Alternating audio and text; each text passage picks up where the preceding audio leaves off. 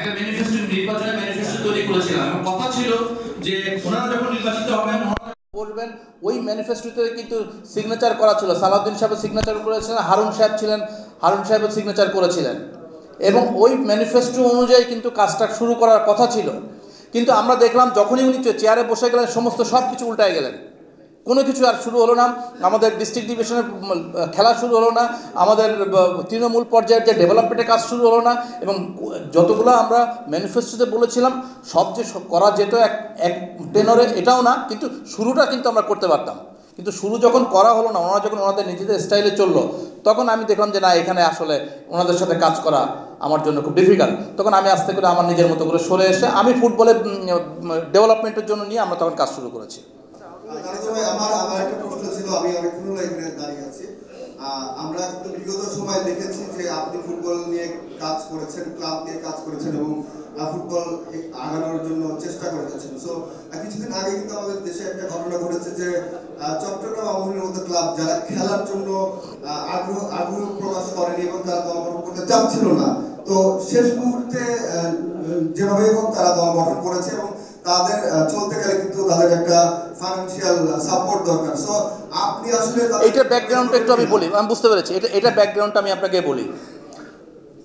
আমি যখন চট্টগ্রাম আবাহনীর ছিলাম, ফুটবল কমিটির চেয়ারম্যান ছিলাম, তখন সিদ্ধান্ত ছিল, একটু জানা উচিত যেহেতু এই কোশ্চেনটা রেজ করেছে সবাই আপনারা জানেন, এই ক্লাবটাতে আমাকে যখন দায়িত্ব নিতে হলো, আমাকে যখন নিতে হলো আর কি, তখন ডিসিশন ছিল এই ক্লাবের সবাই এটাকে ফাইন্যান্স করবে, করে এইটাকে একটা আগায় নেবে।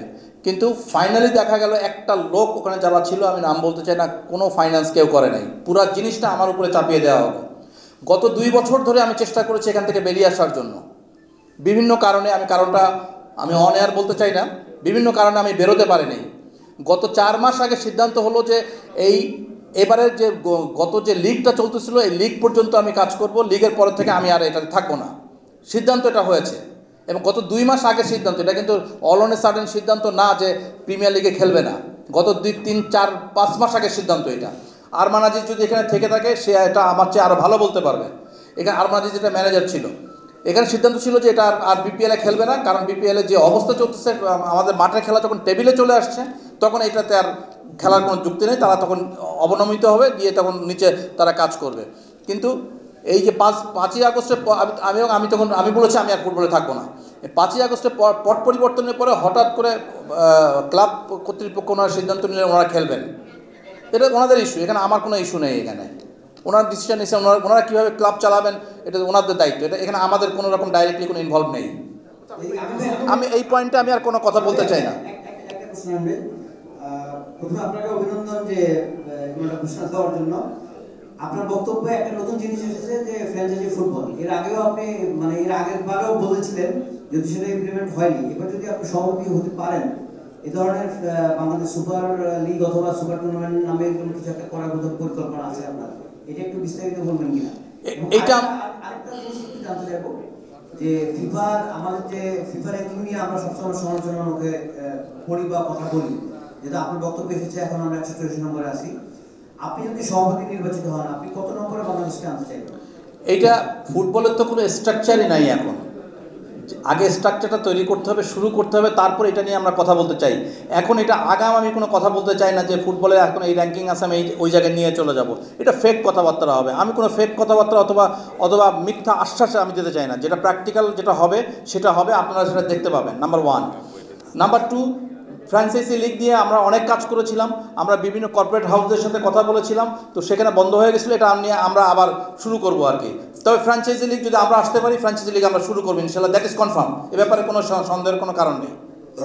আমার একটা কোশ্চেন ছিল, একটু শেষ করতে চাই ভাই, এদিকে আমার একটা কোশ্চেন ছিল, সেটা হচ্ছে আপনি যে নির্বাচন করবেন এই জন্য একটা নিরপেক্ষ ফিল্ড দরকার, কিন্তু বিএফএফ এর যারা কর্মকর্তা কর্মচারী আছে আমরা দেখতে পাচ্ছি যে ওখান থেকে সঠিকভাবে যে চিঠিপত্র যেটা আজকে বিলি শুরু হয়েছে, এখানে অভিযোগ আছে যে অনেক সেক্রেটারি এখানে সশরীরে এসে চিঠিগুলো নিয়ে যাচ্ছে বা বিভিন্নভাবে ইস্যু হচ্ছে।